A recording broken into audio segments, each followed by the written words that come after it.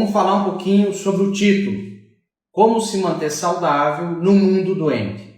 Esse mundo caótico, competitivo, estressante que a gente vive atualmente. A gente vive uma era, uma época totalmente diferente do que os nossos pais vivenciaram quando tinha a nossa idade hoje e que a gente tinha 20, 30 anos atrás. Então quem hoje tem 20, 30, 40, 50 anos ou mais sabe exatamente do que eu estou falando.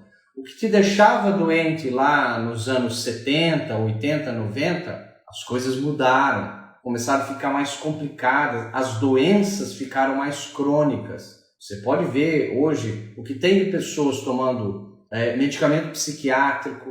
Veja aí na sua vizinhança, nos seus familiares, quem que você conhece que está tomando um medicamento psiquiátrico. Tem muitos. Isso lá nos anos 80, 90 era raridade. Tanto é que a pessoa que estivesse tomando um medicamento psiquiátrico falava que ela é louca. Ela é louca. Ela é psicótica, ela é neurótica. Por isso que ela está tomando faixa preta aí de psiquiatra. E hoje a gente sabe que não tem nada a ver com isso.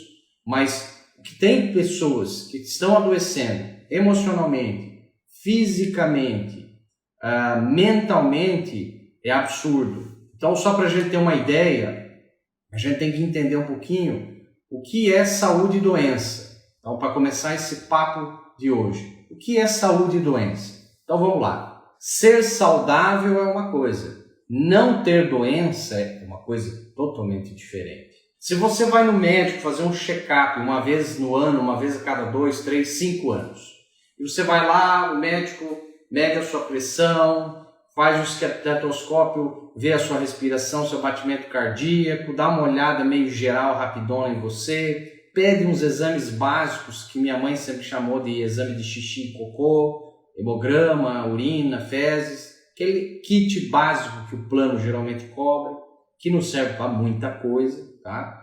E você faz esses exames e o médico fala, você não tem nada, teus exames estão normais, você não tem nada. Aí você vai para casa confuso, porque você está engordando, porque você está com insônia, porque você tem dor, porque você não consegue mais fazer o que você fazia quando tinha 20 anos de idade, porque você não consegue mais subir uma escada, já está com falta de ar, etc, etc. Então, como assim eu não tenho doença nenhuma? Se eu estou com insônia, estou cheio de sintomas, mas os exames básicos não mostraram nada. Querida, mas os exames básicos realmente eles não vão mostrar nada. Eles estão muito superficiais, eles estão muito aprofundados para pegar a doença que já é trágica, tá? A gente tem que ver uma coisa muito mais superficial que está no início do processo. No início do processo. Então, não estar doente, a maioria não é doente. Você acredita? A maioria não tem uma doença grave instalada. A maioria não é doente. Poucas pessoas são saudáveis. Mas, Gustavo, então o que é ser saudável? Ser saudável é você ter energia para implementar tudo o que você quer na vida. Você quer fazer academia? Você consegue fazer academia. Você quer partir para um novo emprego? Você tem saúde emocional, mental e física para partir para um novo processo.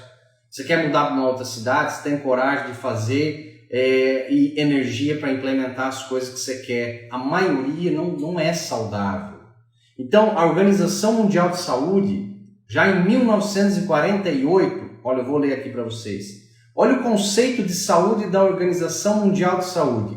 Em 1948, saúde é um estado dinâmico de completo bem-estar físico, mental, espiritual e social, e não apenas ausência de doença ou enfermidade. Olha só que bonito isso. A Organização Mundial de Saúde já dizia lá em 1948 isso. Agora eu pergunto para você, qual foi o último médico que você foi, ou fisioterapeuta, ou psicólogo, ou profissional de saúde, e que ele pediu assim, como está a sua vida espiritual? Qual é a sua religião? Como que você está inserido no meio social? Você tem desavença com alguém? Como que está a tua convivência com seus vizinhos?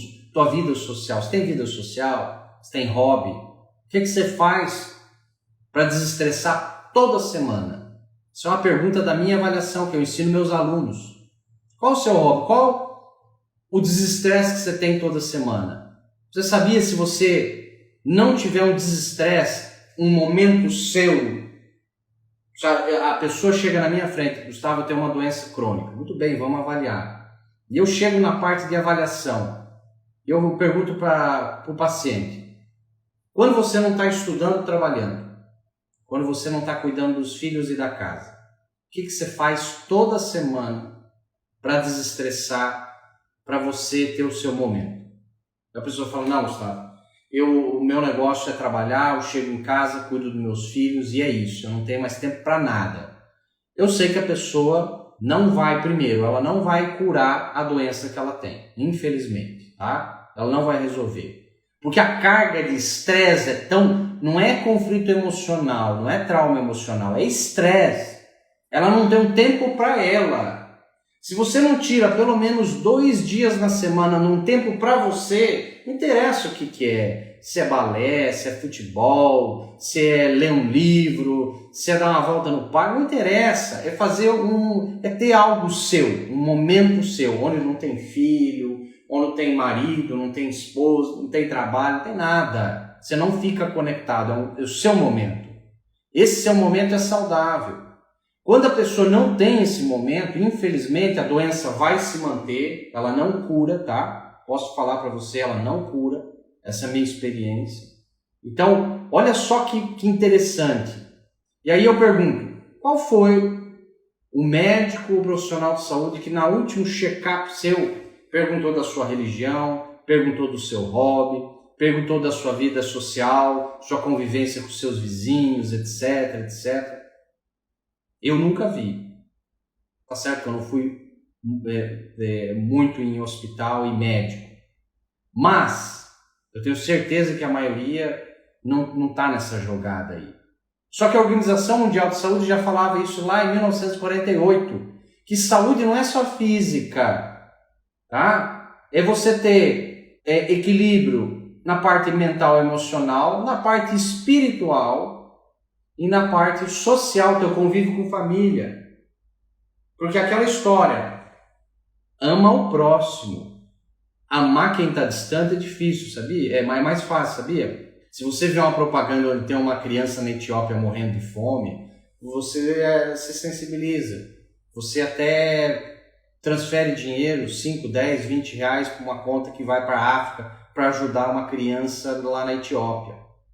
Eu quero saber do seu vizinho ali que te incomodou essa semana. Eu quero saber do seu irmão que está causando problema para você. Eu quero saber do teu colega que está do seu lado de trabalho.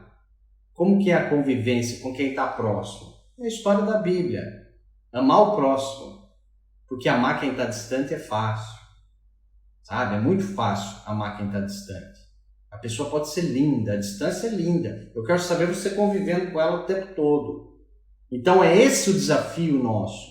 É como você ter paz e equilíbrio convivendo. A pessoa quer grandes revoluções na vida, mas ela não começa em casa, sabe, é guerra, com filhos, com sogra, com esposo, esposa, com vizinho, com colega de trabalho, e ela quer revolucionar, ela quer curar a doença dela, ela quer revolucionar o mundo, ela vai com uma bandeira a favor de um partido político, ela quer transformar, mas ela não começa dali, onde é o básico.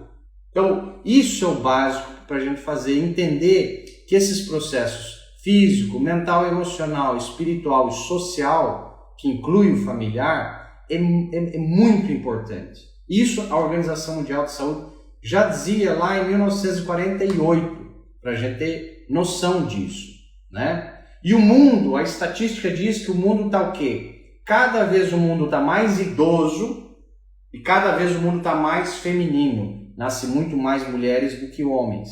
E hoje as pessoas têm uma expectativa de vida mais longeva. Na época da Roma Antiga, a expectativa de vida era de 17 anos. Na época dos anos 30, mais ou menos 30, 40 anos de idade. Nos anos 60, 70, 60 anos de idade. Hoje, num Brasil mais moderno, você tem uma expectativa aí de vida que vai de 70, 75, 80 anos de idade. E até o final desse século, a chance de a gente chegar aos 150 anos de idade é muito grande. Então, a longevidade está aumentando. Só que a qualidade dessa vida não está. Então, a pessoa morre com 100 anos de idade.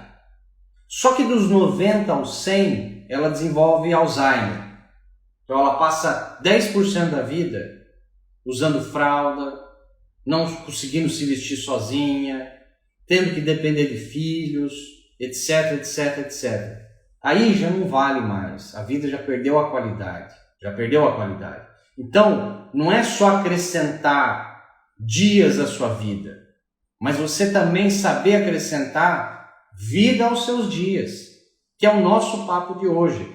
Como aumentar a qualidade da minha vida para eu viver muito, porque a expectativa é que as pessoas vivam muito, tá? E cada vez está vivendo mais, mas com qualidade. Você chegar nos 70 anos, como meu pai tem 70 anos de idade, 71 anos de idade, meu pai não tem doença instalada nenhuma. E ele tem a mesma energia que ele tinha aos 20, 30 anos de idade. Ele consegue fazer fisicamente o que ele fazia aos 30 anos de idade. Ele tem mais energia para trabalhar do que ele tinha aos 30 anos de idade, tendo 71. Olha só que interessante. E qual que é o processo? O processo eu estou mostrando aqui para a gente. A Organização Mundial de Saúde já falou. Não é só físico. Você tem que estar bem fisicamente. Aí eu pergunto, fisicamente o que você faz? Fisicamente nós estamos falando de nutrição, dieta e atividade física. Basicamente essas duas coisas. Aí eu pergunto, se a Organização Mundial de Saúde fala que fisicamente você tem que estar bem, eu pergunto, você segue uma dieta o resto da vida? Ou só quando está no desespero, pela estética gordinha, você faz alguma coisa radical, que não é saudável, não tem nada a ver com saúde. Dieta radical não tem nada a ver com saúde, tá? São os extremos. Dieta, a palavra dieta significa o que eu escolho para comer e como. Isso vai ser o que, Gustavo? O resto da vida. Atividade física é o resto da vida, é mudar o estilo de vida. Mudar o estilo de vida. Então eu pergunto, o que você está fazendo de escolher os alimentos saudáveis para comer, de incluir os nutrientes que o seu corpo não tem, excluir as toxinas, as coisas ruins que tem lá, a gente já vai falar sobre isso. E atividade física, o que você faz? A maioria fala assim, Gustavo, eu faço uma caminhada 3 vezes por semana no parque. Pois é, essa caminhada 3 vezes por semana no parque, hoje em dia ela não vale muita coisa, ela vale só para o teu coração estar batendo e tua respiração. Mas falar que isso vai melhorar muito a tua saúde, depois de um tempo o corpo acostuma. A pessoa tem 10 anos que ela anda 3 vezes por semana no parque, no mesmo ritmo, o mesmo tempo, a mesma intensidade, não mudou nada.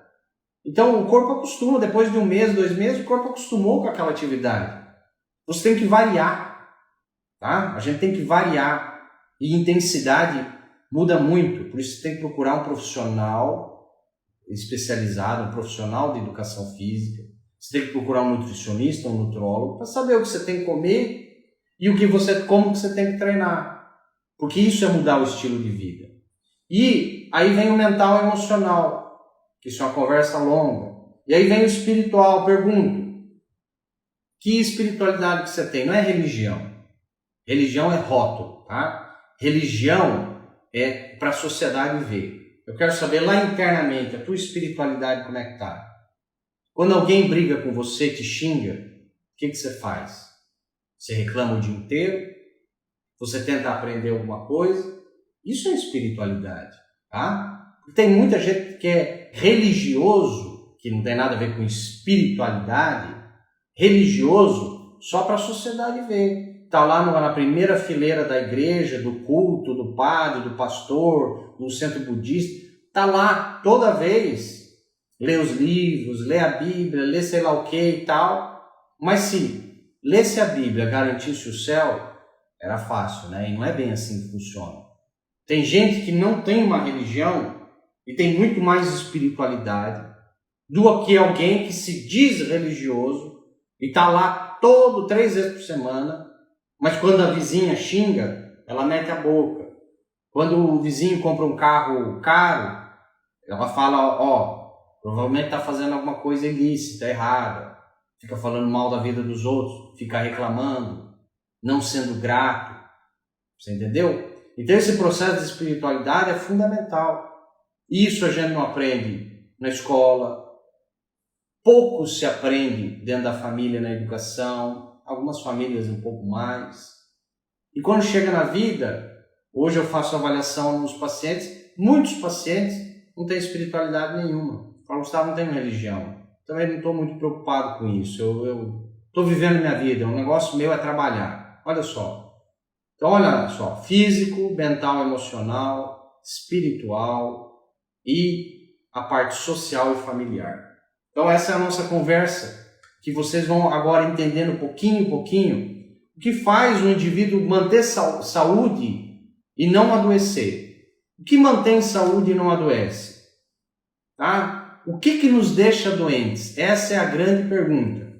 Se você não arrumar tempo para cuidar da sua saúde, você vai ter que arrumar tempo para cuidar da sua doença. Não tem plano B diante da doença. Ou você para e trata, ou a consequência é drástica. Então, se você não arrumar tempo para cuidar da sua saúde, você vai ter que arrumar tempo para cuidar da sua doença. Isso é garantido, tá?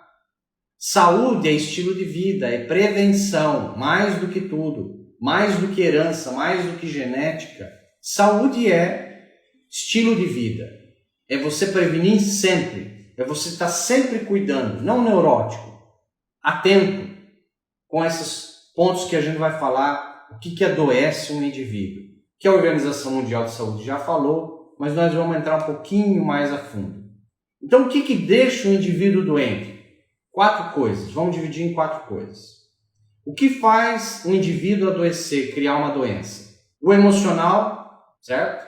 O que ele faz na vida, as atividades, o movimento, a atividade física, no dia a dia, o que ele faz. Terceiro, a nutrição, o que é tóxico que ele está ingerindo, que ele não deveria ingerir, e o que é nutriente que ele deveria ingerir e não está ingerindo. A nutrição, que é o terceiro ponto.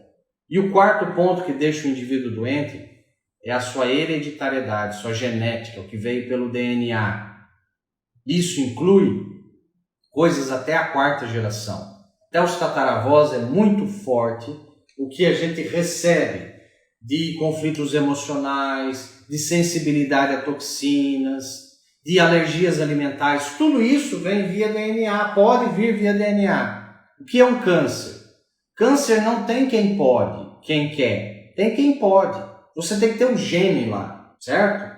Se você não tiver o gene do câncer de pulmão, você pode fumar a vida inteira, câncer de pulmão você não vai ter. Você vai ter enfisema, você vai ter bronquite, você vai ter outros problemas pulmonares e nos brônquios.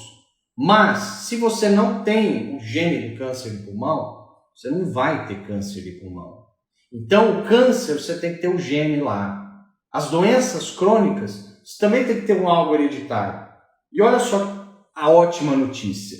Hoje existem terapias, hoje existem técnicas. A minha técnica é uma, terapia sintrópica. A técnica da constelação é outra, constelação familiar, onde vai pesquisar nessa hereditariedade o que veio e poder fazer um tratamento específico para cancelar essa informação que veio via DNA. E a pessoa melhora. Aquela enxaqueca para. Aquele problema crônico, ele se soluciona muito rapidamente. Então, essas 4 pilares que faz com que o indivíduo fique doente. A parte emocional, mental, a parte do que você faz na vida. O que você faz na vida? No dia a dia. Trabalho, atividade física, o que você fala. Isso é muito importante. A terceira coisa, a tua nutrição que você ingere. E outra, a tua herança. Então, essas 4 coisas, nós somos consequência. Olha lá, escute a frase.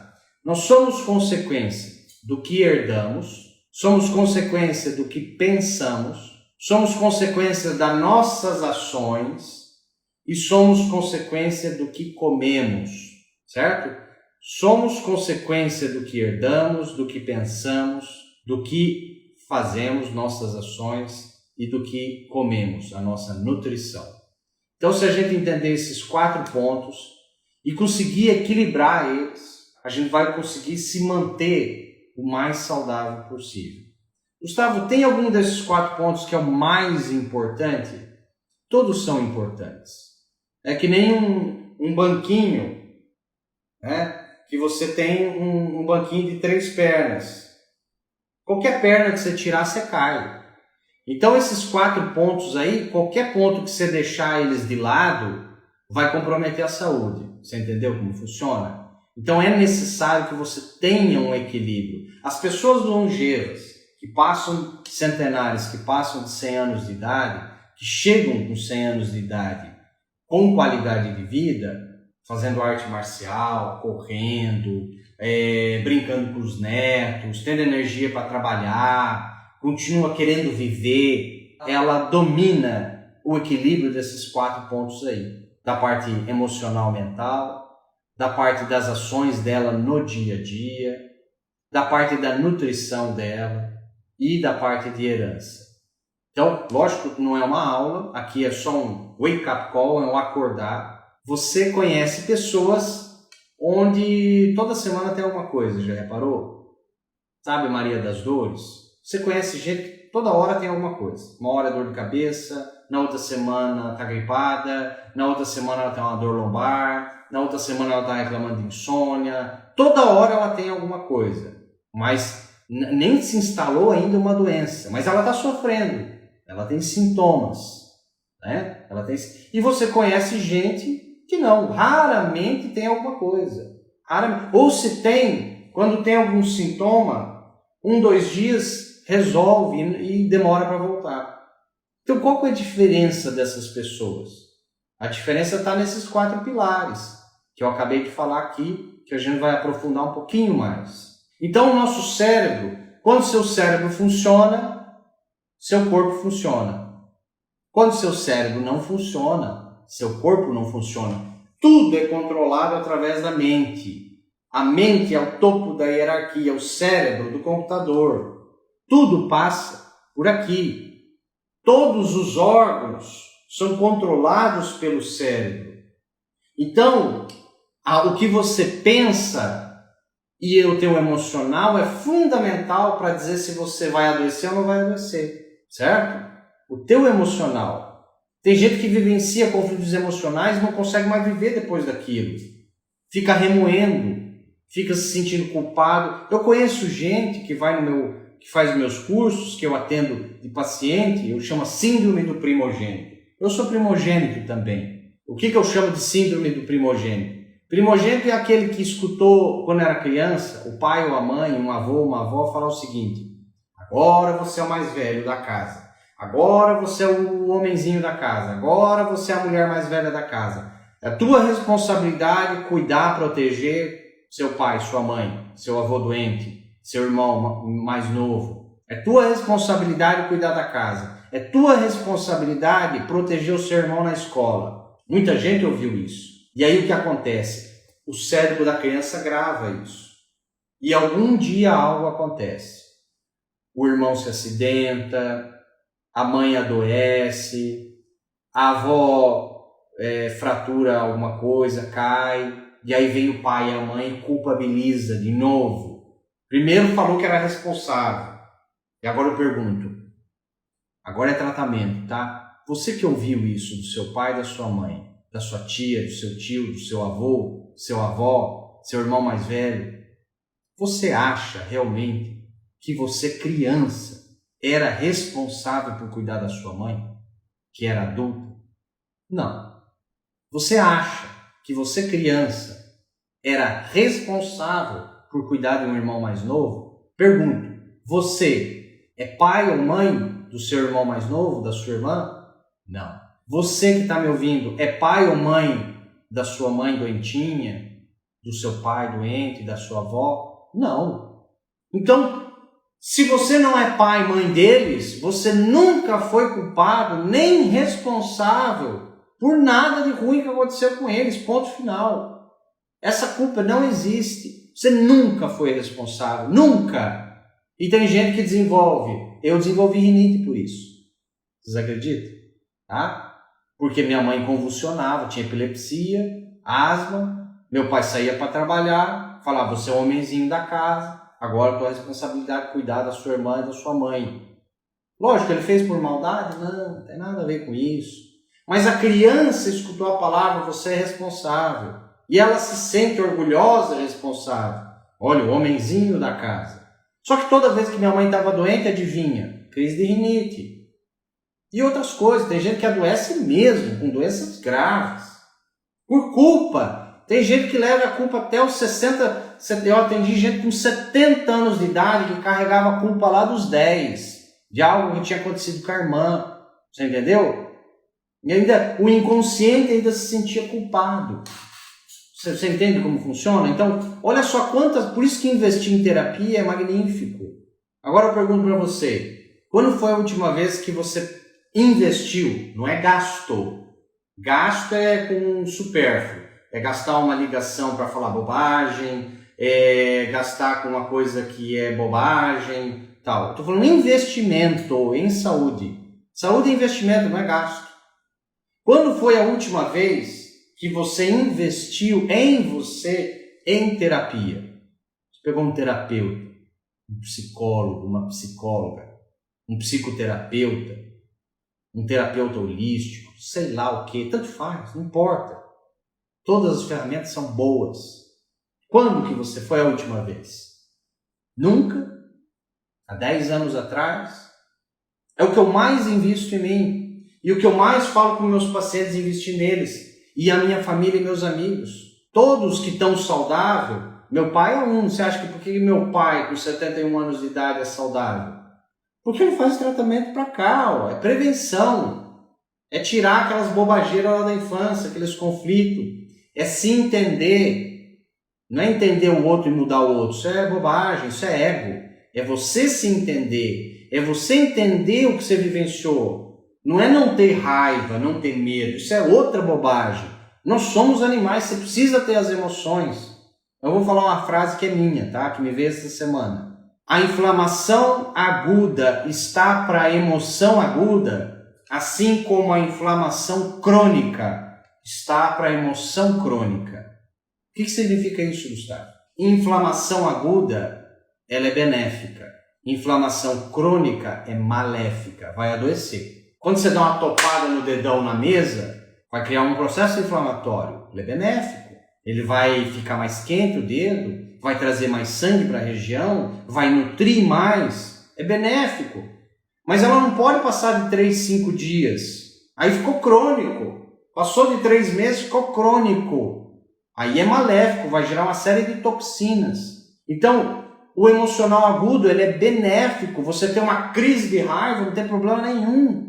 Você é assaltado, como é que você não vai ter medo? Você tem que ter medo, você entendeu? Senão você é louco, você é esquizofrênico. Você tem que ter medo. Só que o medo tem que passar, é igual um animal. O animal não se sente culpado. Ai, aquele leão tentou me estuprar e fica remoendo dias e dias. Ai, ele tentou me morder, ai, ele me bateu. Ai, quando eu era pequenininho, o meu pai leão me bateu muito. Não, por isso que os estudiosos, tem nada a ver com o holístico, tá? Os estudiosos perceberam que, por que na selva não tem doença crônica? Você não vai ver um tucano, ai, agora o tucano não voa mais porque tem artrose na asa. Ai, agora o leão não corre mais porque tem hérnia de disco. Por que lá na selva não tem doença crônica? E no zoológico tem, e no animal doméstico tem. Porque ele está preso. E ele vive as regras do ser humano. E regras sociais não são regras biológicas. Olha que curioso. Regras sociais não são regras biológicas. Então, quando você tem que ter raiva, você tem que ter raiva. Quando você tem que ter medo, você tem que ter medo. Agora, você não pode ficar com esse medo mais que 5, 6 dias. Passou de 3 meses, virou crônico. Você vai adoecer. E assim, culpas e etc, etc, etc. Então, A inflamação aguda está para a emoção aguda, assim como a inflamação crônica está para a emoção crônica. A emoção crônica vai te perturbar. E eu falei para vocês do paciente que tinha 10 anos de idade, até os 70 ele carregava ressentimento de culpa, porque escutou o pai e a mãe falando que ele era responsável por irmão menor e irmã menor. Olha só que interessante. Mas Gustavo, como é que eu curo isso? Felizmente tem tratamento, chama terapia. Você tem que fazer terapia. Um bom terapeuta que entenda disso. E investir. E não é uma vez a cada 5, 10 anos. Não, é todo ano. O melhor investimento em tempo, dinheiro e energia que você pode fazer para você é sua saúde, sabia? O melhor investimento em tempo, dinheiro e energia que você pode fazer para você, primeiro lugar, é saúde. Sem saúde você não faz nada. Pode esquecer, você não faz mais nada. Você não vai curtir. Ah, eu tenho dinheiro para viajar para as Ilhas Maldivas. Mas você não tem saúde, meu filho. O que você vai fazer? Você vai fazer lá o quê? Você está em depressão, como é que você vai curtir Ilhas Maldivas? Você não vai curtir. Primeiro lugar na vida é saúde. Então, o melhor investimento em tempo, dinheiro e energia que você pode fazer é nessa saúde emocional. É tratar os seus problemas. E problemas que você às vezes nem sabe que tem. Na maioria das vezes você sabe, só que você não quer confrontar. Ah, deixa isso, vamos trabalhar. Então deixa, você vai adoecer.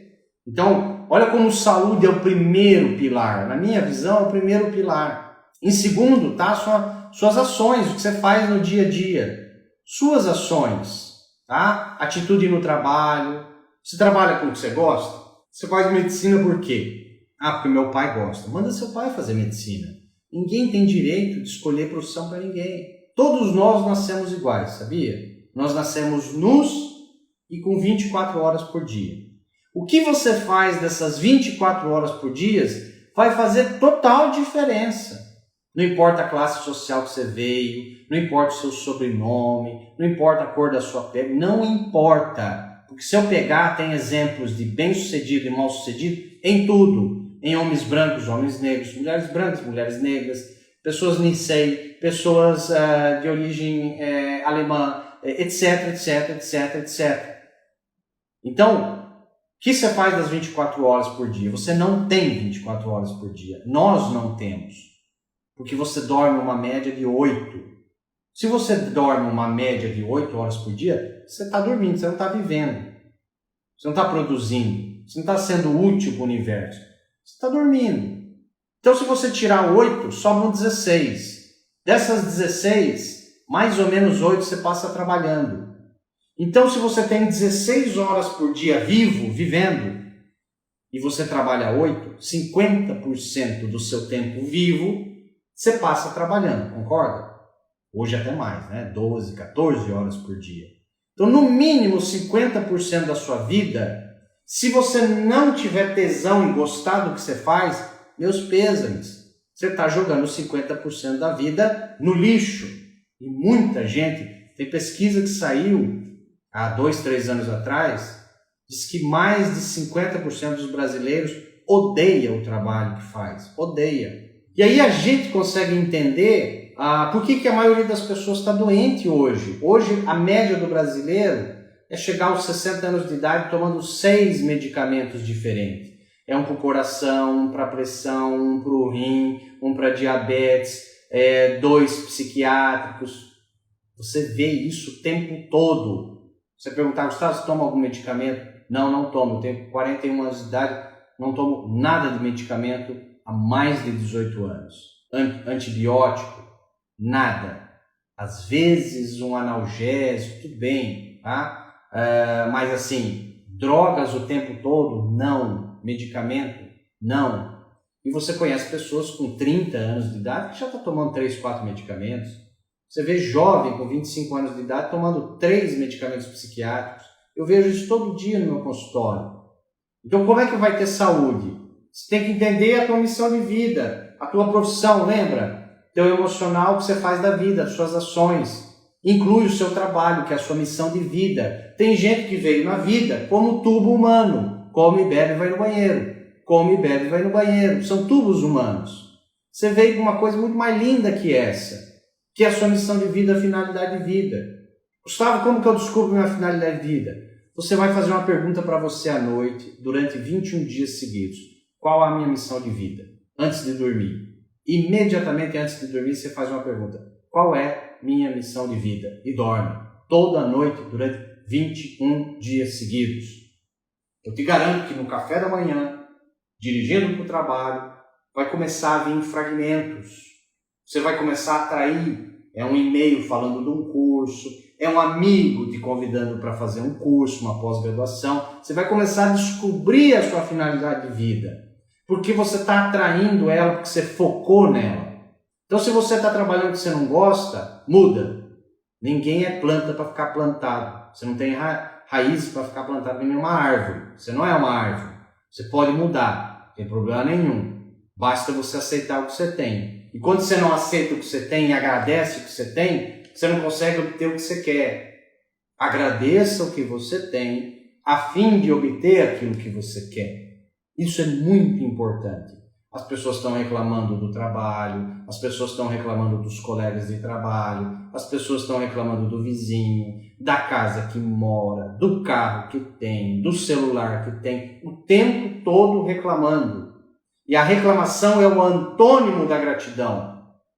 Você imagina um pai chegando todo dia do trabalho cansado e tem o filhinho dele de 6 anos de idade, todo dia o filho pede alguma coisa.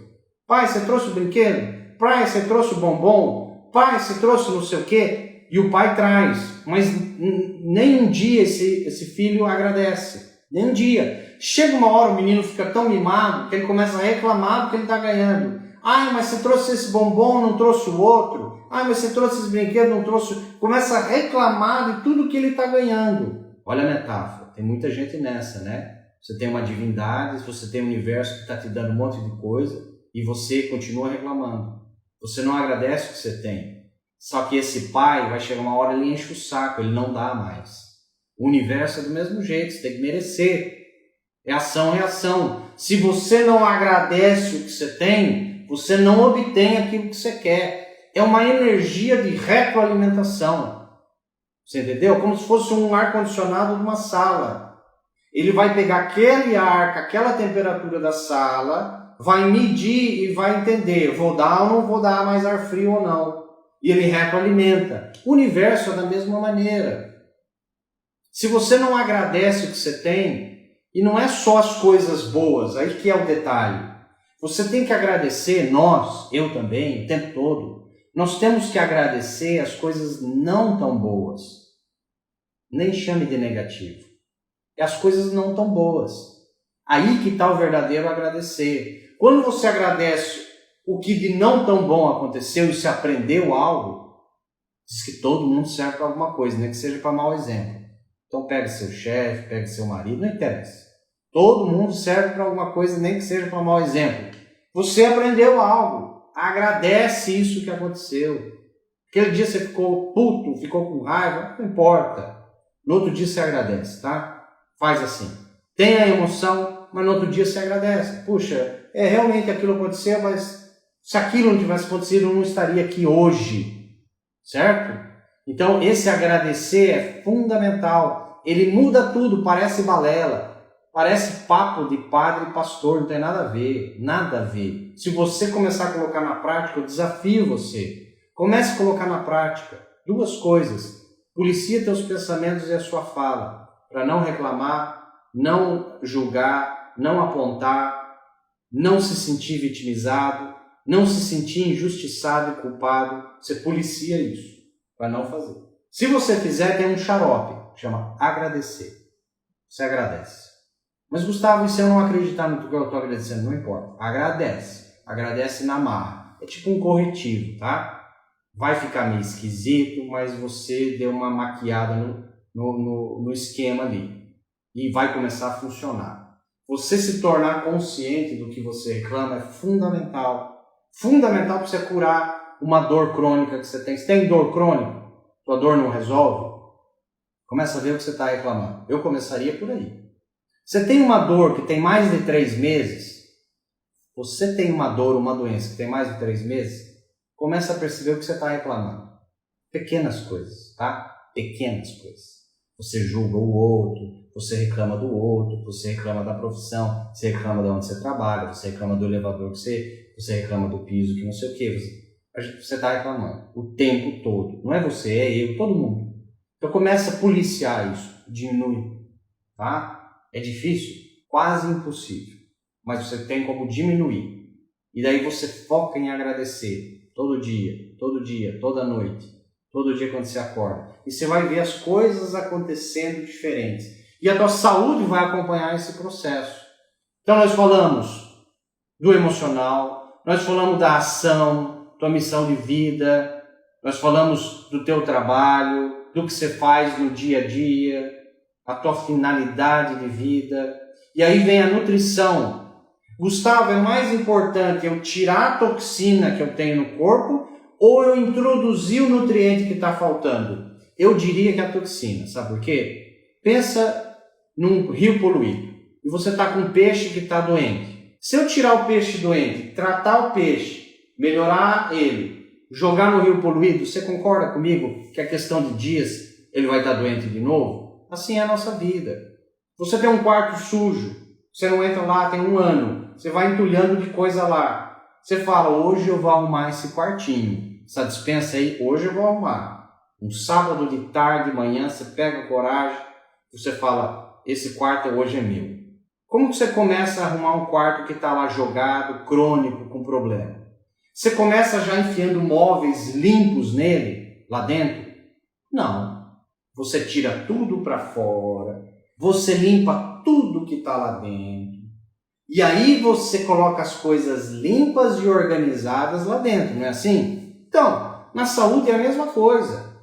Você tira o que está tóxico da sua vida e não é só alimento, é o teu meio ambiente, é as pessoas. Tem pessoas que são tóxicas, não é que são más. Tem nada a ver você ser melhor ou pior que elas, não julgue. Mas elas são tóxicas para você, elas estão te atrapalhando. Uma pessoa que quer ir para a boemia, para a vida louca, solteiro, não tem problema nenhum. Você não tem que julgar. Deixa ela viver. Respeite ela. Agora, se você quer família, relacionamento monogâmico e tal, esse teu melhor amigo, melhor amiga está te atrapalhando. Nesse momento ela é tóxica para você. Ela não é má. Ela pode ser um amor. Mas ela não está diante dos valores que você quer.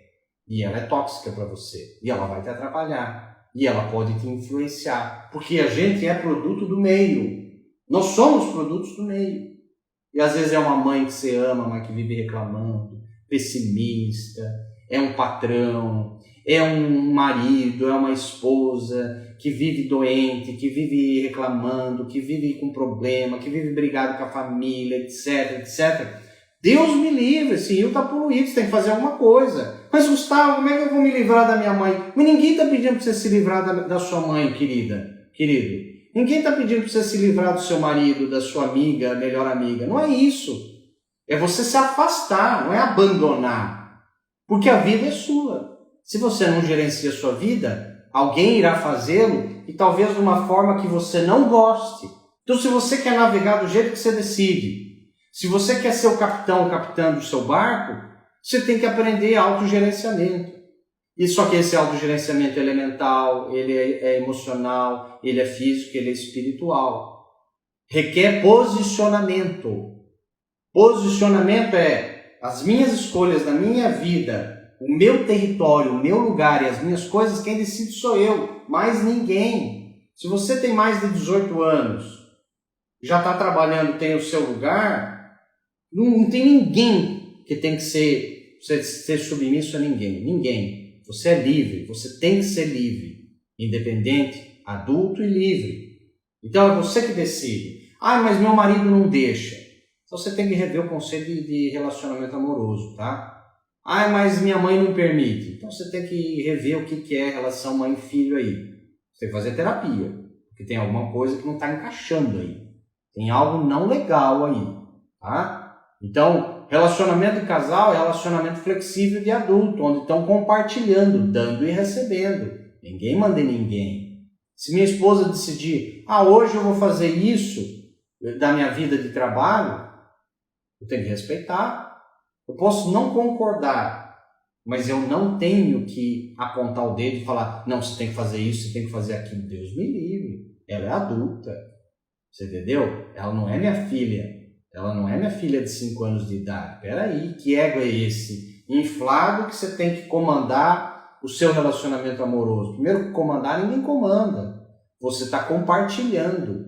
É uma relação igual amizade, igual sociedade.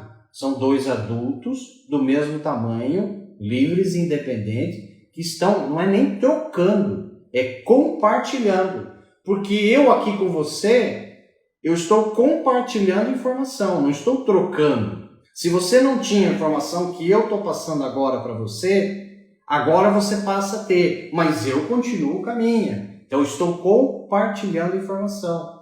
Num relacionamento de casal, você está compartilhando e não trocando. Isso é muito importante a gente entender esse conceito desses relacionamentos, que vem para a área social, familiar. Essa área que a OMS, a Organização Mundial de Saúde, falou que você tem que ter saúde social, inclui a familiar, inclui seu relacionamento amoroso, inclui seu relacionamento com seu pai, inclui seu relacionamento com a sua mãe. Por isso que a terapia é fundamental, porque sozinho você não tem condições nem de entender, nem de fazer sozinho. Você tem que ter um auxílio profissional, tá? Você tem que ter um auxílio profissional. Eu tive que ter, eu ainda tenho, porque ninguém nasce pronto. Quem nasce pronto e vai se desgastando é sapato, geladeira, TV. Sapato, geladeira, TV que nasce pronto vai se desgastando. O ser humano nasce não pronto e vai se fazendo. O adulto acha que é adulto e agora ele não erra mais, ele está pronto, ele evoluiu. Bobagem. Não tem ninguém evoluído no mundo. Nós estamos evoluindo. Não existe ser humano evoluído. Existem pessoas, seres humanos evoluindo. E não tem ninguém melhor que ninguém. Cada um tem o seu dom, cada um tem o seu talento, cada um tem as suas qualidades. Você não pode julgar um peixe por não conseguir escalar uma árvore comparado a um macaco e falar que ele tem menos inteligência. Você não pode fazer isso. Então você não pode comparar você com a sua amiga. Você não pode comparar você com o seu melhor amigo. Você não pode comparar você com o seu pai. Você não pode comparar você com a sua mãe. Você é um ser humano totalmente diferente. Nem melhor, nem pior. Apenas diferente. Então a gente tem que aprender nos relacionamentos, pais e filhos, relacionamento de casal, relacionamento de sócio, a celebrar as diferenças. Olha que bom. A minha mulher tem qualidades que eu não tenho e eu não tenho que ficar apostando nessas coisas que eu não tenho que ela tem. Eu tenho que focar nas minhas qualidades, né?